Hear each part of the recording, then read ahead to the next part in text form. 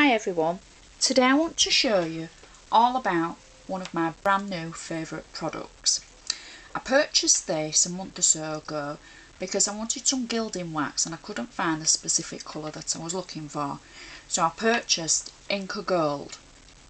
Now it's a metallic paint, it's not heat driven like the gilding wax, however you can get a good shine and you can still buff it and it still looks brilliant when it's dry. So when I opened it and I saw the amount that I got, I was really surprised. It's like a mousse. It's not heat driven, so it doesn't dry slowly, it dries quite quickly. You can't move it with heat either. So what I've been doing is I've been using an old piece of sponge with it. I've coloured a few things just to show you the finish that you get. Now this was a piece of card that I coloured and it was actually black card, and all I did was I coated it with the Inka Gold and then I gave it a bit of a clean with a dry kitchen towel, and that's the finish that I got. So it's a cheaper way to make metallic card to matte and layer. So I've done two there, and then when you add it with a background it is very effective, so that looks great. I've used it to make my little flowers. I don't know if you can pick that up. I've coloured all the petals, all the tiny centre petals with it, so again it's tone on tone, so that will match perfectly with the card I've already done. So this is how it looks before I made the flower. So it gives a beautiful smooth surface, and I'd like to show you how to use it. That was something else that I made. Again, that's on black card. The flowers were on a white background. So there's no difference really. I have tinted the flower edges with a red ink, but there's no difference whatsoever. So what I do is I do it on wax paper and I dip my sponge into it like so,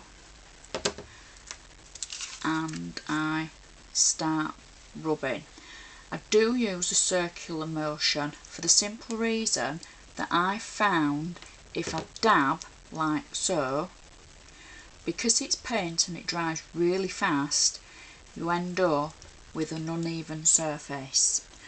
So I add the paint just in a blending motion, and then that way it fills in all the cracks and crevices on your paper if it isn't smooth, and I literally just keep going round. You can give an item 2 coats. Sometimes on very dark card or the black card, if you're not getting a thick enough layer onto it, you might need to go over it twice. It isn't going to affect the paper at all if you do it twice. I haven't found that the paper's gone bitty or you've got any roll off. The only time that I have found I've had a problem is when I do that as if I was stenciling. So I keep with a blending motion like so, circular motion. Now once I've normally covered the whole piece of card with it, what I would do is I would take some dry kitchen towel and I would give it a rub, and then that way that would buff off any little bits or residue that you've got hanging about. I would let it dry slightly between putting it on and then buffing it, but obviously I want to show you the results when you have done it. So I would keep buffing it. Now they do say because the paint isn't a heat moving paint, there is going to be no difference, but obviously you're taking off the residue that gives just a bit of a smoother finish. And so I've done that with the sheets that I've just shown you.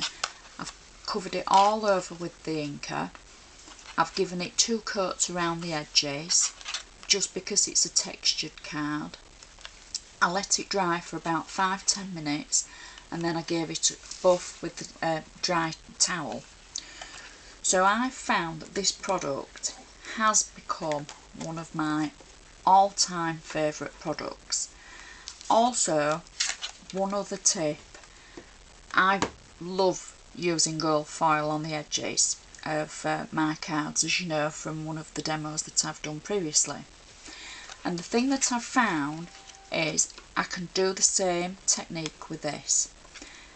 It's, I would say, a lot more inexpensive to do it with the Inka, for the simple reason that you're using so little of the actual Inka, and you're taking it around the edge and getting just that tiny little bit of metallic on it.